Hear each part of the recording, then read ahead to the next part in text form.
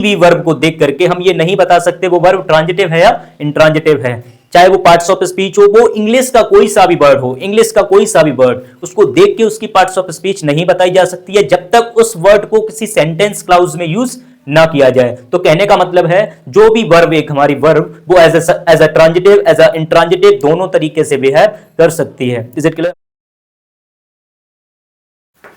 Hello my dear students, तो आज का हमारा टॉपिक है what are the difference between transitive and intransitive verb. तो ट्रांजिटिव एंड इंट्रांजिटिव वर्ब में क्या डिफरेंस रहता है? ज़्यादातर बच्चों में ये डाउट रहता है कि ट्रांजिटिव वर्ब क्या होती है, इंट्रांजिटिव वर्ब क्या होती है। तो इस वीडियो के बाद 110% आपका ट्रांजिटिव इंट्रांजिटिव जितना भी डाउट है सारा क्लियर हो जाएगा। तो एक बार पहले मैं आपको मार्क करना चाहूँगा कि हमने हमारे यूट्यूब चैनल पे फुल पार्ट्स ऑफ स्पीच के सेपरेट डिटेल्ड वीडियो हमने अपलोड कर दिए हैं, जिनको देखने के बाद आप 101% पार्ट्स ऑफ स्पीच में कौन सा वर्ड क्या होता है और किस तरीके से यूज़ होता है इसको आप इजीली आइडेंटिफाई कर पाएंगे और आपका सारा डाउट क्लियर हो जाएगा। और इंग्लिश में अगर सबसे इम्पोर्टेंट कुछ भी है तो वो है पार्ट्स ऑफ स्पीच। इसलिए मैं आपसे कह रहा हूँ please visit my YouTube channel and watch all of them. Is it clear? Okay, तो now our very first topic is transitive. सबसे पहले देखेंगे ट्रांजिटिव क्या होता है। तो ट्रांजिटिव, जैसा कि आपने देखा, मैंने बार बार आप लोगों से कहा है कि किसी भी वर्ड को, किसी भी टॉपिक को अगर समझना है तो उसके नेम को समझो। नेम में ही काम है, क्योंकि नेम को बहुत ही एनालाइज के बाद रखा जाता है ना। कि अगर किसी भी वर्ड को हमने ट्रांजिटिव कहा तो क्यों कहा, डेमोस्ट्रेटिव कहा तो क्यों कहा, प्रेजेंट टेंस ही क्यों कहा, प्रेजेंट इंडेफिनिट ही क्यों कहा। अगर आप किसी के भी नाम को देखेंगे, अगर आप नाम को समझ पाएंगे तो उसका काम आपको इजीली समझ आ जाएगा। Is it clear? तो इस वीडियो में मैं आपसे इतना ही कहना चाहता हूँ कि इंग्लिश को प्रैक्टिकली समझना सीखो। Is it clear? ये रटने की चीज़ नहीं है जो हमें रटा दिया जाता है या हम रटते रहते हैं, like definitions, examples and such. रटने की नीड नहीं है, इंग्लिश को प्रैक्टिकली समझा जा सकता है। आप हमारे साथ जुड़े रहिए, हम आपको दिखाएंगे कि किस तरीके से इंग्लिश को प्रैक्टिकली मैथ की तरह समझा जा सकता है। Is it clear? तो our very first topic is transitive verb. तो ये क्या होगी? A verb that is take an object to complete its meaning. वह वर्ब जो अपने बाद एक ऑब्जेक्ट लेगी, take an object to complete its meaning, मतलब अपने मीनिंग को कंप्लीट करने के लिए जो वर्ब एक ऑब्जेक्ट लेगी, ऑब्जेक्ट बोले तो नाउन प्रोनाउन लेगी, ठीक है, उसको हम क्या कहेंगे? ट्रांजिटिव। वहीं पे बात करें इंट्रांजिटिव तो इसका ठीक अपोजिट होगा, don't take an object to complete its meaning. मतलब वो वर्ब जो अपने बाद किसी भी ऑब्जेक्ट की नीड नहीं होगी अपने मीनिंग को कंप्लीट करने के लिए, वो अपने में कंप्लीट मीनिंग प्रोवाइड कर रही होगी, तो उसको हम क्या कहेंगे? Intransitive verb. Is it clear? Okay, तो जैसा कि मैंने आपसे हर बार कहा, इस बार भी मैं कह रहा हूं, इंग्लिश के किसी भी टॉपिक को, किसी भी वर्ड को समझना है तो सबसे पहले उसके नाम को समझो। नाम में ही काम है। कहने का मतलब है जिस भी वर्ड का जो भी नाम रखा गया है, like demonstrative, distributive, present indefinite, present, कुछ भी टिंकू पिंकू चिंकू रख देते, है ना, कुछ भी रख देते, बहुत सारे वर्ड्स थे, लेकिन इन्हें प्रेजेंट इंडेफिनिट ही क्यों कहा, डेमोस्ट्रेटिव ही क्यों कहा, डिस्ट्रीब्यूटिव ही क्यों कहा, या इसको हमने ट्रांजिटिव और इंट्रांजिटिव ही क्यों कहा? क्योंकि नाम में ही काम है, नाम से ही पता चलता है ये किस तरीके से वर्क करता है। जैसा कि आपने सुना होगा, हमारे जो पूजनीय स्वामी विवेकानंद जी थे, वो किसी भी बुक के टाइटल को देख के बुक के अंदर क्या लिखा हुआ होगा ये वो पहले ही एक्सप्लेन कर देते थे, ऐसा बताया जाता है। तो टाइटल के अकॉर्डिंग ही वो बुक में लिखी हुई चीज़ों का एक्सप्लेन कर देते थे, बता देते कि इस अंदर में इन चीज़ों के बारे में एक्सप्लेनेशन इस तरीके से दिया होगा। तो वही चीज़ है। तो कहने का मतलब क्या है? अब हम देखेंगे ट्रांजिटिव क्या होता है, इंट्रांजिटिव क्या होता है। तो ट्रांजिटिव ये बना है ट्रांसफर से, नाम में ही दिख रहा है ट्रांजिटिव, ट्रांसफर। यानी कहने का मतलब है जो वर्ब अपने मीनिंग को किसी ऑब्जेक्ट पे ट्रांसफर कर देगी, है ना। कहने का मतलब है कि जो वर्ब अपने मीनिंग को किसी ऑब्जेक्ट पे ट्रांसफर कर देगी उसको क्या कहेंगे? ट्रांजिटिव। तो वही बात है, जो वर्ब अपने बाद ऑब्जेक्ट लेगी या उसको ट्रांसफर कर देगी।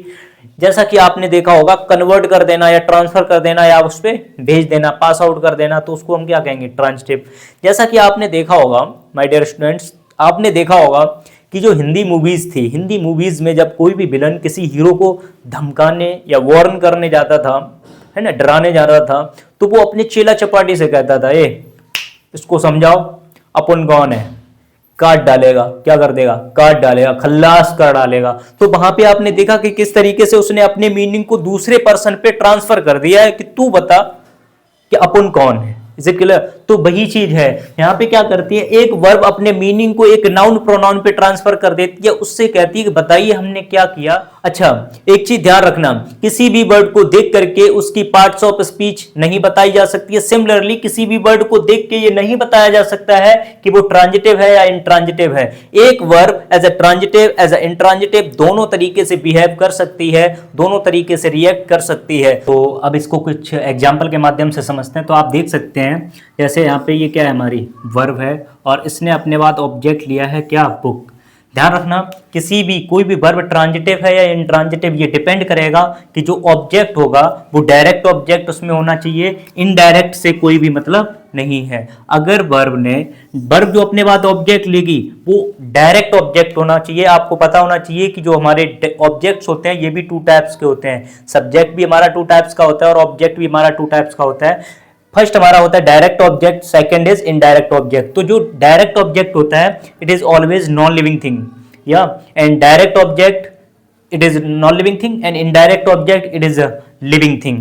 Is it clear? तो जैसे मैंने कहा सी गेव मी अ बुक, आप खुद देख सकते हैं वो वर्ब जिसे अपनी मीनिंग को कंप्लीट करने के लिए एक ऑब्जेक्ट की नीड होती है, ठीक है, उसको हम क्या कहते हैं, ट्रांजिटिव वर्ब। अगर आप देख लीजिए, मान लो चलो ये वाला ऑब्जेक्ट हमने हटा दिया, ठीक है, ये भी तो ऑब्जेक्ट है, नाउन प्रोनाउन, यस ये ऑब्जेक्टिव केस में है। तो अब क्या इसका मीनिंग कंप्लीट हो रहा है? आप बताइए, सी गेव मी, उसने मुझे दिया अब देख लो ना, उसने मुझे दिया, कहने का मतलब क्या दिया। सुनो, हंसने वाली बात नहीं है, सोचने वाली बात है। यहाँ पे मीनिंग कैसा आ रहा है, इनकम्प्लीट आ रहा है। तो सी गेव मी व्हाट, तो हमेशा कभी भी किसी भी वर्ब को ट्रांजिटिव है या इंट्रांजिटिव ये पहचानने के लिए उसमें व्हाट लगा दीजिए। व्हाट गेव तो सीधा आ जाएगा आ बुक, क्या दिया, एक किताब। Is it clear?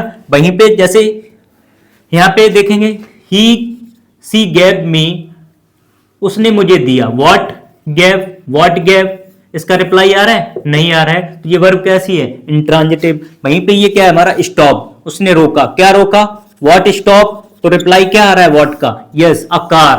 तो ये वर्ब कैसी हमारी, ट्रांजिटिव। लेकिन वहीं पे स्टॉप ये हमारी वर्ब है ना, इस यहां पे अगर हम व्हाट लगाएंगे, व्हाट स्टॉप, तो इसका रिप्लाई आ रहा है, नहीं आ रहा है। क्या रोका है, नहीं। ये तो एक चीज और मैं आपको बता दूं, आप कहेंगे सर ये हमारा यहाँ पे नाउन है, तो मैं आपको बता दूं ये हमारा क्या है, प्रपोजिशन है। क्या ये प्रपोजिशन, और प्रपोजिशन भी अपने बाद क्या लेता है, ऑब्जेक्ट, सही है ना। तो वर्ब भी अपने बाद क्या लेती है, ऑब्जेक्ट। तो यहाँ पे जो वर्ब है इसका ऑब्जेक्ट इसके पास नहीं है, ये जो ऑब्जेक्ट है वो किसका है, प्रपोजिशन का। दो तरीके हैं समझने का, या तो व्हाट लगा के देख लो, या आपको सीधा सीधा दिख रहा है कि इस वर्ब के बाद, कहने का मतलब है इस वर्ब के बाद ये प्रपोजिशन है और प्रपोजिशन भी अपने बाद ऑब्जेक्ट लेता है। तो ये जो है नाउन ये किसका है, इस प्रपोजिशन का है, वर्ब का ऑब्जेक्ट इसके बाद नहीं है। तो हम कह सकते हैं ये वर्ब कैसी है हमारी, इंट्रांजिटिव वर्ब है।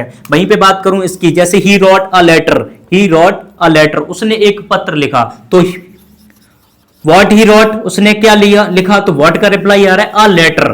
तो हम समझ सकते हैं ये वाली वर्ब हमारी कैसी है, ट्रांजिटिव। लेकिन मैंने कहा ही रोट, उसने लिखा, इसका ऑब्जेक्ट है व्हाट रोट, क्या लिखा पता नहीं, तो इसका रिप्लाई इसमें व्हाट का रिप्लाई हमें नहीं मिल रहा है। तो हम कह सकते हैं ये कैसी है हमारी, इंट्रांजिटिव वर्ब। कैसी है, इंट्रांजिटिव वर्ब। वहीं पे ही रन्स, वह दौड़ता है, sorry for that, he runs a company, वह एक कंपनी चलाता है। तो यहाँ पे रन्स क्या है, व्हाट ही रन्स, क्या चलाता है, व्हाट ही रन्स क्या चलाता है, अ कंपनी। तो इसका रिप्लाई आ रहा है अ कंपनी। अ कंपनी यहाँ पे क्या है हमारा, नाउन है, तो हम कह सकते हैं यहाँ पे रन्स क्या है हमारा, एक ट्रांजिटिव वर्ब है, ठीक है। और वहीं पे अगर हम बात करें यहाँ पे, तो ही रन्स एवरी मॉर्निंग, तो व्हाट ही रन्स, तो इसका व्हाट का रिप्लाई इसमें आ रहा है, नहीं। Every morning it is a time of adverb, है ना, ये एडवर्ब ऑफ टाइम है, जो फ्रेज एक तरीके से हम कह सकते हैं adverb of time of phrase है। कहने का मतलब क्या है, यहाँ पे व्हाट का रिप्लाई नहीं आ रहा है, तो हम कह सकते हैं ये वर्ब हमारी यहाँ पे रन्स क्या है, इंट्रांजिटिव वर्ब है। यहाँ पे देखेंगे जैसे ये ओपन, तो व्हाट ओपन, पूछेंगे व्हाट ओपन, तो व्हाट ओपन, तो ओपन का हमें रिप्लाई मिल रहा है, क्या मिल रहा है, अ डोर। एक दरवाजा खोला, सी ओपन द डोर। तो व्हाट सी ओपन, तो हम कह सकते हैं सी ओपन द डोर। यहां पे इसका क्या है, हमें ऑब्जेक्ट मिल रहा है, तो हम कह सकते हैं ये वाली वर्ब हमारी कैसी है, ट्रांजिटिव। वहीं पे द डोर ओपनड स्लोली, यहां पे देखो डोर, यहां पे भी सेम वर्ड यूज हुआ है ओपन, लेकिन यहां पे ये कैसा है, इंट्रांजिटिव। क्यों, क्योंकि यहां पे व्हाट का रिप्लाई नहीं मिल रहा है। What open, nothing. स्लोली किया, slowly it is adverb of manner, है ना, करने का तरीका है। तो इसमें हमें समझ नहीं आ रहा है क्या यहाँ पे व्हाट का रिप्लाई नहीं आ रहा है, दैट मींस ये कैसी है, इंट्रांजिटिव वर्ब। और जहां पे व्हाट का रिप्लाई आ जाए समझो वो वर्ब कैसी है, ट्रांजिटिव। जैसे स्माइल्ड, व्हाट स्माइल्ड, पता नहीं।